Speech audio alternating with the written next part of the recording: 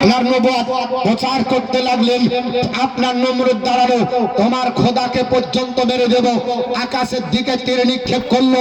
আল্লাহ তার কুফরিয়াত আপনার বারে হাত বাড়িয়ে দেওয়ার জন্য আপনার তীরের মাথায় আপনার জিবরিলের মাধ্যমে আপনার রক্ত মেখে যখন ফেলা হলো, বলল তোমার খোদাকে মেরে দিয়েছি।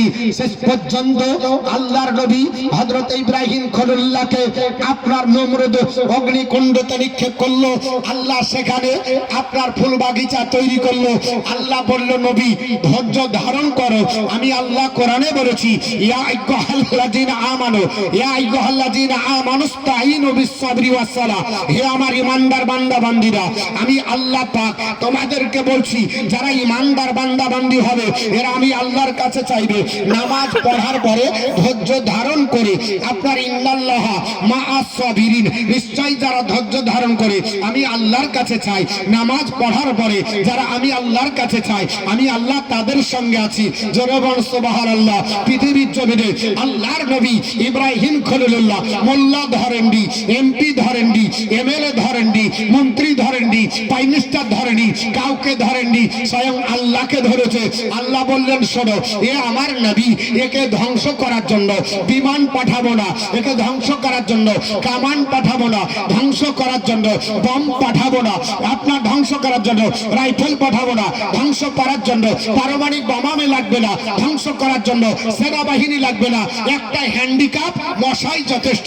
মহান রাব্বুল আলামিন একটা হ্যান্ডিক্যাপ ল্যাংড়া মশা নাকের ছিদ্র দিয়ে হেডকোয়ার্টারে যখন আল্লাহ পৌঁছালেন, মাথা করে করে যখন খেতে লাগলো, হ্যান্ডিক্যাপ মশাতে বিগাড় তুলে দিল। শেষ পর্যন্ত নিজের মাথাকে কপাল ঠুকতে ঠুকতে শেষ পর্যন্ত নিজের তার রক্ষী জুতা পিটা করে জাহান্নামে পাঠাইছে। পাঠায়নি না পাঠায়নি? জোরে বলুন। জাহান্নামে পাঠালো। নমরুদকে ধ্বংস করার জন্য আপনার বিমান বাহিনী লাগেনি, স্থলপথ লাগেনি, আপনার কামান লাগেনি, আপনার বলে হচ্ছে পারমাণবিক বোমা লাগেনি, লেগেছে একটা ল্যাংড়া মশা। হ্যান্ডিক্যাপ মশাতে ধ্বংস করে দিল। ইতিহাস আমরা জানা আছি, আমরা তো ভয় করি না। আরে পৃথিবীর জমিনে 37টি দেশের রাষ্ট্রীয় ভাষা আরবি, সেই 37টি দেশের মুসলমান তো আপনার আছে, তা সত্ত্বেও 200 আপনার বলে হচ্ছে 6টা দেশের ভিতরে মুসলমানের জনসংখ্যা 1-2 নয়।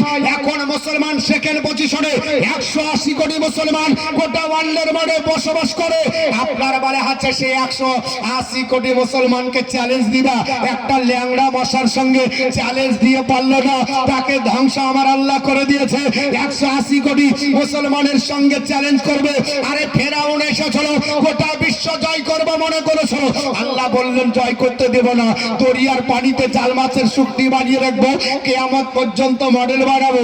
আল্লাহ রাব্বুল আলামিন পৃথিবীর জমিনে নবী আপনার মুসা কালিমুল্লাহকে ডাক দিয়ে বললেন, নবী চিন্তা করো না, তুমি পাপলার পার হয়ে দাও, তোমার জন্য নদীর পানিকে প্রাচীর বানাবো, নদীতে আমি আল্লাহ রাস্তা বানাবো, আর ফেরাউনকে হাবুডুবু করিয়ে কিয়ামত পর্যন্ত জাল মাছের শুকনি বানাবো।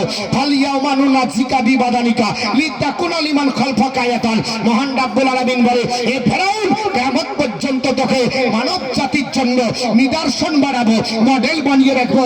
যারা আপনার নাস্তিক হবে, যারা দিয়ারিজনো আল্লাহ বলবে, যারা তোর মতো হবে, তাদের জন্য মডেল বানাবো কিয়ামত পর্যন্ত। ফেরাউনকে দেখা যায় না? দেখা যায় না? একটু জোরে বলেন, আছে না নাই? ফেরাউনকে দেখা যায় ওই মিশরের কায়রো শহর থেকে দূরে একটা জায়গার নাম হলো তাজবিদ। ওখানে একটা জাদুঘর আছে, জাদুঘরটির নাম হলো রয়্যাল মমিক। যে জাদুঘরের প্রত্নতত্ত্ববিদ বিজ্ঞানী ধরেন, ওই জাদুঘরের ভিতরে এখনো ফেরাউনকে দেখা যায়। আজ থেকে প্রায় 3400 বছর হলো ফেরাউন মরে যাবা, কিন্তু জাদুঘরে মাত্র আজ থেকে মাত্র আপনার 227 বছর হলো ফেরাউনকে রাখা। কারণ ও আপনার 1898 খ্রিস্টাব্দে জাদুঘর তৈরি হলো, মাত্র 227 বছর হলো ফেরাউনকে রাখা। কিন্তু আল্লাহ গ্যারান্টি দিয়েছে কিয়ামত পর্যন্ত ফেরাউনকে শক্তি বানিয়ে রাখলাম, ফেরাউন নষ্ট হবে না। যারা ফেরাউনের মতো দাবি করবে তাকে তার মডেল বানিয়ে রেখেছি, কিয়ামত পর্যন্ত শিক্ষা দেব। সাদ্দাত বাদশা এসেছিল, আল্লাহ পাককে অস্বীকার করেছিল, টাকার গরম অহংকার দেখিয়েছিল, দাদাগিরি করেছিল আমি নিজের আপনার টাকাতে জান্নাত তৈরি করব। আল্লাহ বলল সদর গেট পার করতে দেব না, বুকের উপর গেট ভেঙে চিরদিনের জন্য জাহান্নামী বানাবো। আল্লাহ তাই করেছে, করেছে না করেনি বাবা? উতবা সাইবা এসেছিল, আল্লাহ ধলিসাৎ করেছে। ফেরাউন আপনার এসেছিল, আল্লাহ ধলিসাৎ করেছে। আপনার বালাহা ছিল, আবুল আহাব এসেছিল, আল্লাহ ধলিসাৎ করেছে। আবু জেহেল অলিন অল এসেছিল, আল্লাহ ধলিসাৎ করেছে। কোরআনের বিরুদ্ধে লেগেছিল, নাম হলো তার সালমান রুশদি। আল্লাহর কোরআনকে দা স্যাটানিক ভার্সেস বলল, আল্লাহ অস্তিত্ব হারিয়ে কোরআনকে টিকে রেখেছে।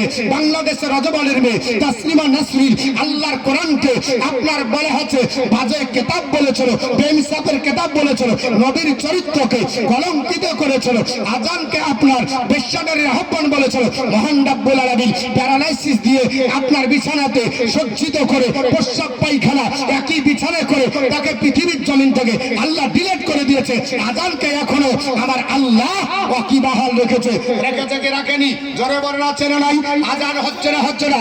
আজান বন্ধ করতে পেরেছে কারো সম্ভব হয়েছে? আগামীতে হবে। বর্তমান যুগে একজন আপনার নাস্তি পৃথিবীর জমিনে লুট করার পরে আজ বর্তমান যুগে আপনার প্রধান মুখ্যমন্ত্রী হয়েছে। ওই যে আপনার বলা আছে বিহারে লুট তারাজ করেছে, এ হলো আপনার চোর। লুট করার পরে আপনার ভারতবর্ষের রাজনীতির প্ল্যাটফর্মে দাঁড়িয়ে একজন মন্ত্রী হয়েছে। এ মুখ্যমন্ত্রী না মূর্খমন্ত্রী? যে একজন আপনার মহিলার আপনার হিজাব ধরে টানে ভারতবর্ষের সংবিধানে আপনার বলা আছে 62 থেকে 65 নম্বর ধারা, এর পড়ায় এখনো মনে হয়নি। কারণ এই মূর্খমন্ত্রী, এই মুখ্যমন্ত্রী না, নাম হলো তার নীতিশ কুমার। আপনার বলা হয়েছে মেয়ের চেহারা দেখবে তোর জন্য হারাম ছিল, তুই যদি পুরুষ হোস। একজন মহিলার আপনার হিজাব ধরে টানা ভারতবর্ষের সংবিধানে কোনো জায়গায় লেখা নাই। ভারতবর্ষের সংবিধানে একজন নারীর অধিকার আপনার খণ্ড করা ভারতবর্ষের সংবিধানে কোনো জায়গায় লেখা নাই। আপাপন ধর্ম কে কোনটা খাবে এটা ভারতের সংবিধানে আপনার রচনা হয়েছে। কে কোন ধর্ম পালন করবে ভারতের সংবিধানে এটা আপনার রচিত রয়েছে। কে কোন মাংস খাবে ভারতের সংবিধানে এটা রচিত রয়েছে। কোন মসজিদ তৈরি করবে ভারতের সংবিধানে রচিত রয়েছে। কিছু গাঁজাখোর বাবরি মসজিদ তৈরি করা হবে না। কেন হবে না? অ্যালার্জি আছে, কারণ ওরা দেখে নিয়েছে একটা মসজিদে তৈরি করা দেখে গোটা বিশ্বের বাড়িতে কম্পন হয়ে গেল। বাবরি মসজিদ হচ্ছে বেলডাঙ্গার সরজাবিদে। আর আপনার ইট বহিছে আপনার বলা হচ্ছে কোথা থেকে? তো বলছে রায়গঞ্জ থেকে।